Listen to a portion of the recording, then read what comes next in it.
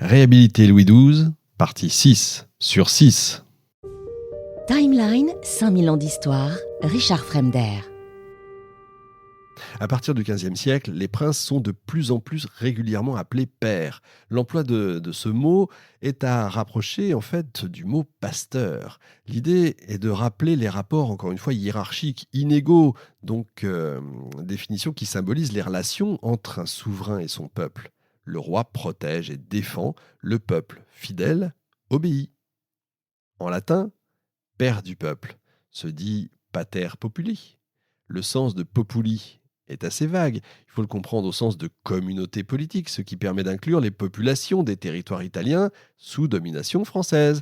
C'est aussi une manière d'anticiper sur la création prochaine d'un empire gouverné par un prince idéal, en l'occurrence Louis XII, encore une fois. La propagande royale qui connaissait l'existence de cette appellation n'en a jamais fait usage. C'est après la mort du roi que ce surnom a été largement utilisé pour le qualifier. Feu Louis XII est donc présenté comme le père du peuple aux cérémonies funéraires à Saint-Denis et la littérature a assuré la postérité du qualificatif. Le bon père du peuple va devenir par la suite un souverain modèle, exerçant dans une monarchie tempérée où la justice était respectée et les impôts maintenus à un bas niveau. Il faisait bon vivre, visiblement, sous Louis XII. À partir des années 1550, le règne de Louis XII est devenu un âge, un âge d'or mythique, tiens, un nouvel idéal qui remplace les ambitions impériales des rois de France. La propagande royale n'a pas seulement œuvré à faire de Louis XII un prince parfait aux yeux de tous les Français. Au contraire, elle a cherché à en faire faire en sorte que l'aura du roi dépasse même les frontières de son pays. Pourquoi ? Eh bien, tout simplement pour appuyer les prétentions impériales du souverain. Louis XII comptait parvenir au titre d'empereur par la guerre, mais il devait éviter à tout prix que les guerres qu'il mène le fassent qualifier de tyran. C'est pour ça que les publicistes vont décrire les campagnes italiennes comme ayant vocation, encore une fois, à libérer la péninsule des tyrans, j'insiste là-dessus, entreprise pour laquelle le roi de France recevait le soutien de Dieu. Pour s'attirer les bonnes grâces du pape, le titre de fils aîné de l'Église est préféré à celui de roi très chrétien. Avec le pape et l'empereur, les rois de France ont été les seuls à avoir le privilège d'initier une croisade. S'il n'y en avait plus depuis le XIIIe siècle, au XVe, en France, l'idée de croisade reste malgré tout très vivace. La conquête de Naples a été présentée par Charles VIII comme la première partie de ce voyage. Louis XII va présenter de même Venise.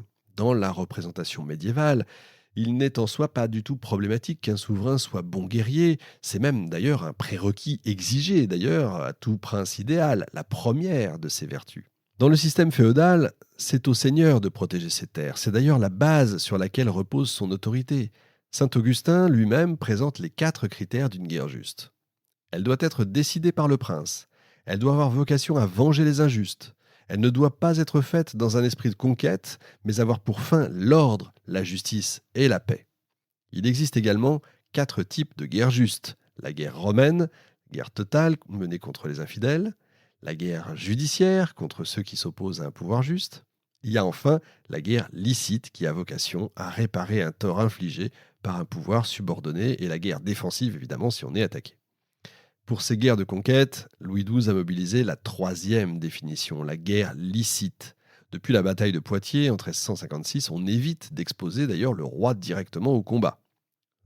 Ça reviendra avec François Ier, il vous suffira d'écouter l'émission.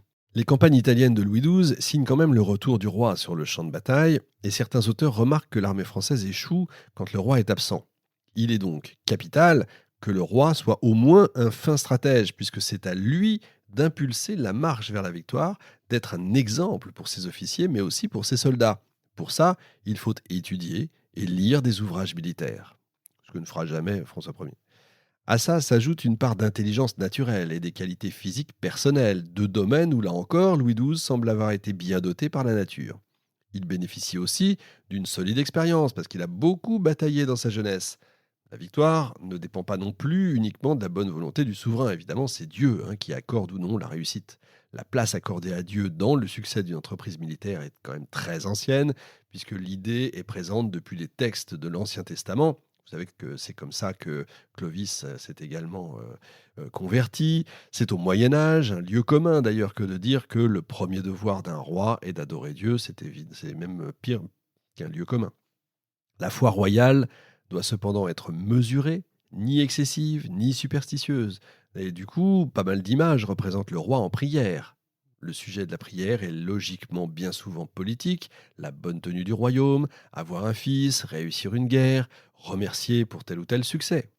Louis XII a été reconnu donc comme un roi pieux, mais les publicistes n'ont pas mobilisé cette image du roi, exception faite de la guerre menée contre Venise. Il faut rappeler que cette guerre a été présentée comme une croisade, et le pape avait excommunié les Vénitiens. Devant affronter seul l'armée vénitienne, le roi s'en serait remis à Dieu, priant à haute voix devant ses soldats. Cette prière a été entendue par Dieu, qui a accordé la victoire à Louis XII. C'est pas la seule campagne militaire au cours de laquelle il a reçu l'aide divine. Les publicistes interprètent plusieurs faits comme des miracles en faveur de leur roi. L'appréciation de l'aspect miraculeux est laissée à la discrétion de chacun. Une pluie battante et un vent soufflant violemment contre l'armée ennemie peuvent-ils être vus comme des miracles? C'est une question qui peut être posée. Autre miracle mentionné, l'apparition d'une colombe sur le chapeau du roi après qu'il a prié avant une bataille. L'événement en rappelle un autre, la colombe descendue du ciel au moment du baptême de Clovis, je vous le redis.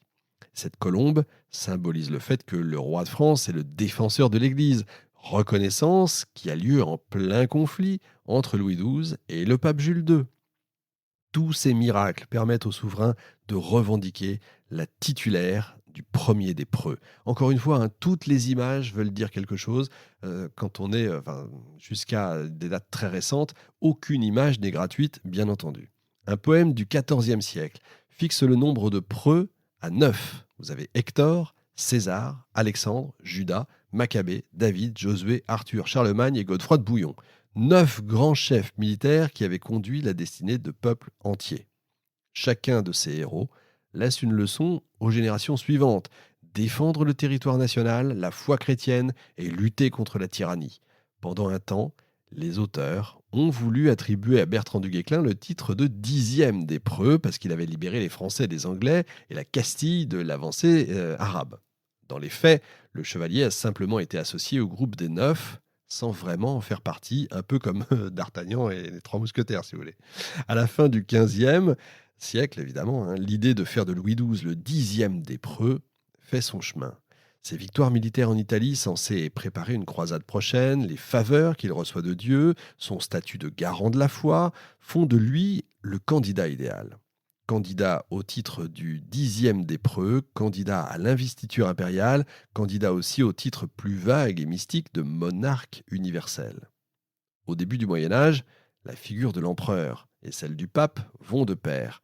L'un était le chef du monde temporel, défenseur de la foi catholique, l'autre chef des croyants et nommait l'empereur. À la fin de l'époque médiévale, le pouvoir de l'empereur est en déclin. On l'a vu, son pouvoir s'exerce principalement en Allemagne, son autorité est toute relative. Apparaît alors l'idée, née d'oracles sibyllins, d'une figure providentielle qui régnerait sur le monde entier et qui aiderait le Christ à faire son retour sur terre. Plus tard, une autre précision apparaît, cet homme devrait être un franc. Deux royaumes sont alors concernés, la France et l'Allemagne, qui ont toutes deux été gouvernées par Charlemagne. L'Italie, où sont couronnés les empereurs, est implicitement concernée. Le concept de monarque a été utilisé tout au long du Moyen Âge par le pouvoir en place. Vous avez vu, ça permet de justifier les guerres de conquête entreprises tout en promettant un bon gouvernement, je ne reviens pas dessus.